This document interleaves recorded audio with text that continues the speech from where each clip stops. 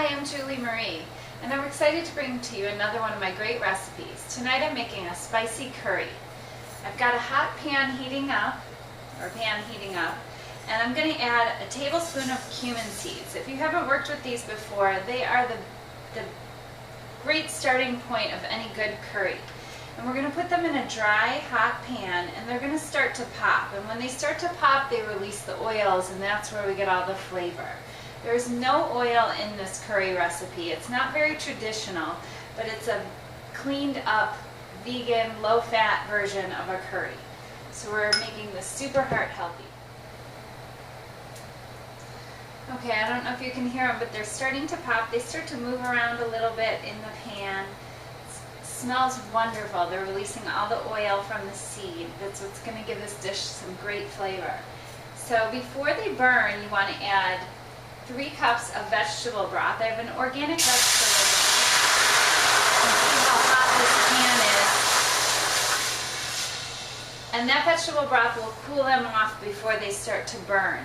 You don't want them to burn because your whole dish will taste burned. And then what I'm going to add to that, I'm going to let that keep heating.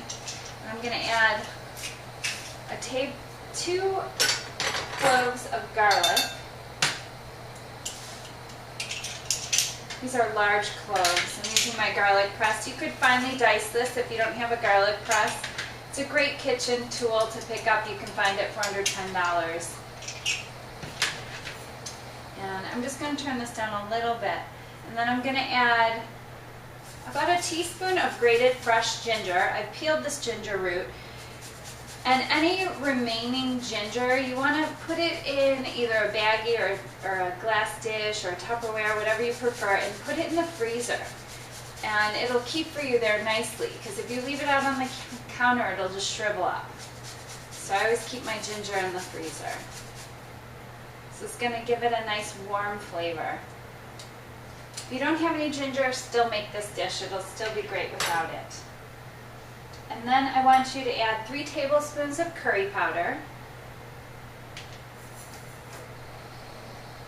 and 1 teaspoon of turmeric. I had a friend send me a message and a post about the health benefits of turmeric. They are anti-cancer. In India, where they eat this, there is no cancer present, and in cultures that consume this product, it has anti-cancer benefits. And that's 2 teaspoons of salt. If you're watching your salt intake, you can admit it.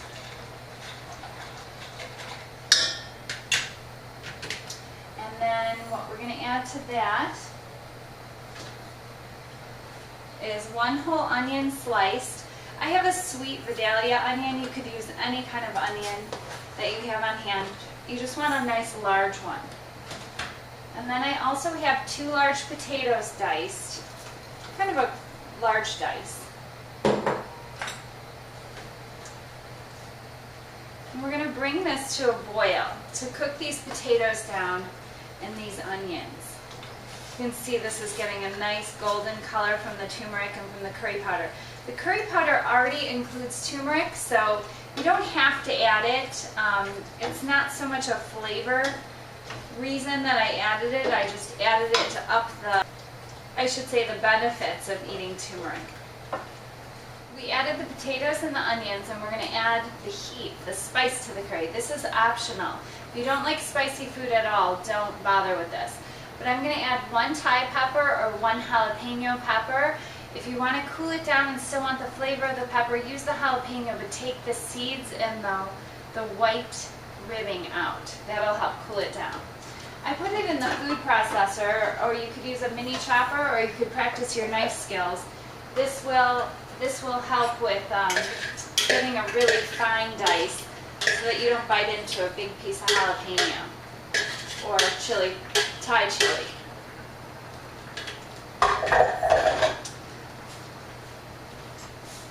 So we're going to keep this on a pretty high heat and bring this up to a boil, and then turn it down to a simmer and cover it so we can get those onions nice and tender. They're going to wilt down, and the potatoes should be tender so that they're nice to bite into. Okay, these onions are getting nice and tender, and the potatoes are getting nice and tender as well. Just gonna feel them with a fork. They're nice and fork tender.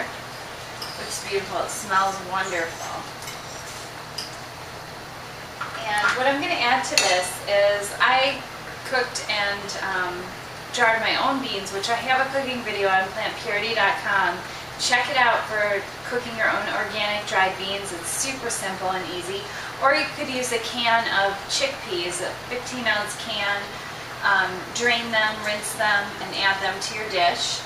This is going to increase the protein and the fiber of the dish. So we're going to stir those in. It's going to cool things down a little bit. We'll keep that heat on. And then I'm also going to add, I have 3 cups of unsweetened organic soy milk. My preference is this West Soy brand. There's only soybeans and water in here, and it's all organic, non-GMO. It's my favorite soy milk.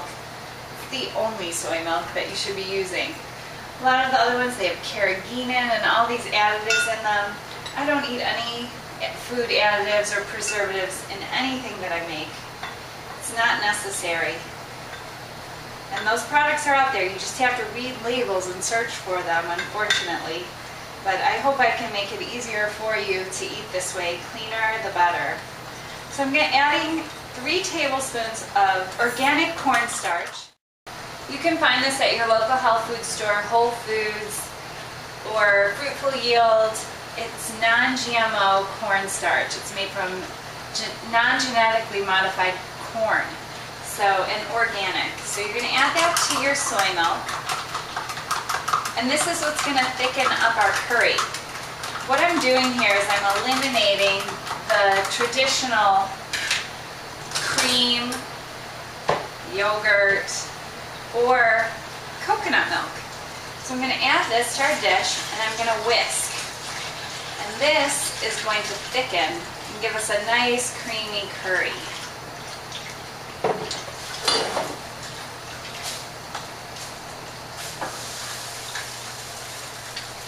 Just keep it on high heat, keep it boiling until it thickens up.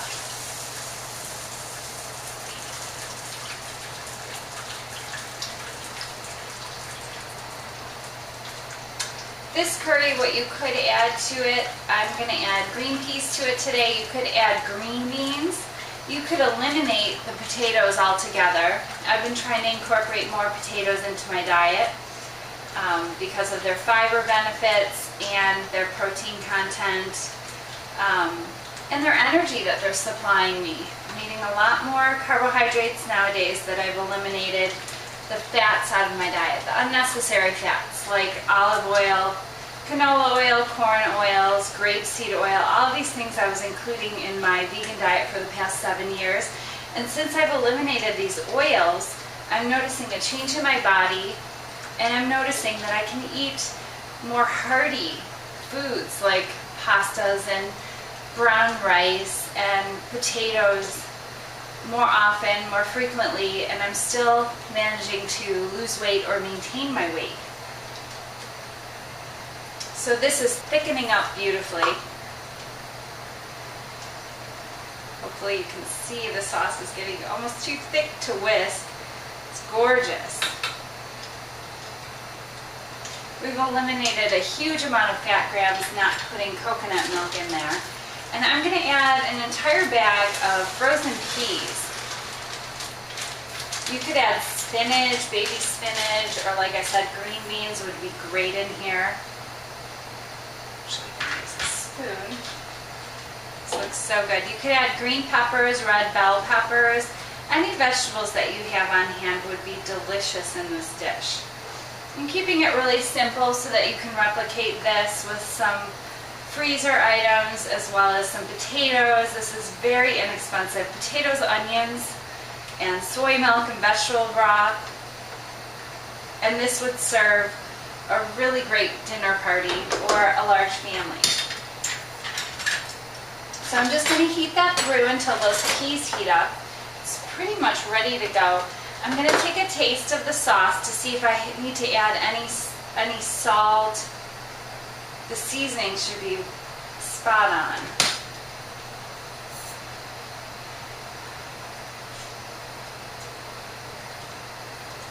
It's all based on your dietary restrictions or consciousness. Dietary consciousness is the word I prefer. My boyfriend came up with this, now fiance I should say. I'm going to turn the heat off. I'm going to add a little bit more salt. I have about a teaspoon more of salt. And you could also leave that up to your guest or yourself with a salt shaker at the table. That will limit it more, because sometimes people have the tendency of salting and peppering my dishes before they even taste them, and then they're too salty, or they could have eaten them without all the added extra salt. I'm going to top this dish off with some fresh cilantro. Of course, I always add fresh herbs to every dish I make. They increase that antioxidant value immensely. Cilantro has antibacterial properties. It's a wonderful herb to add to your diet. If you don't care for it, keep trying it, just little bits. And I promise you, probably after about 10 tries, you're actually going to crave it. I promise. Keep trying. So I'm going to plate this up. I have a whole wheat pita. I like to eat my curry with whole wheat pita. Jerry likes to eat the curry with brown rice. He likes it to be a little bit heavier of a dish, heartier of a dish. So I'm going to serve this with some brown rice as the base.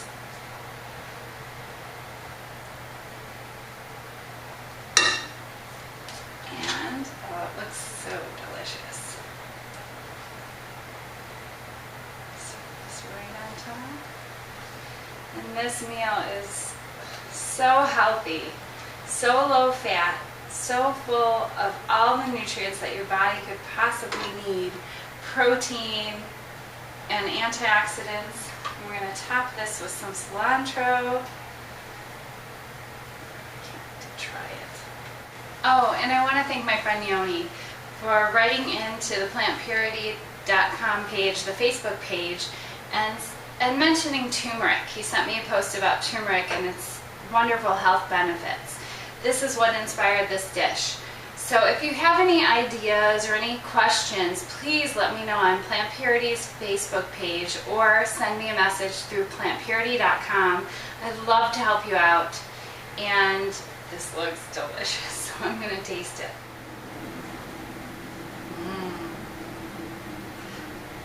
Oh, you've been waiting for this. Thanks so much for watching. And remember, optimum health will be owned by those who eat an abundance of plants, so eat your fruits and veggies. Best of health to you.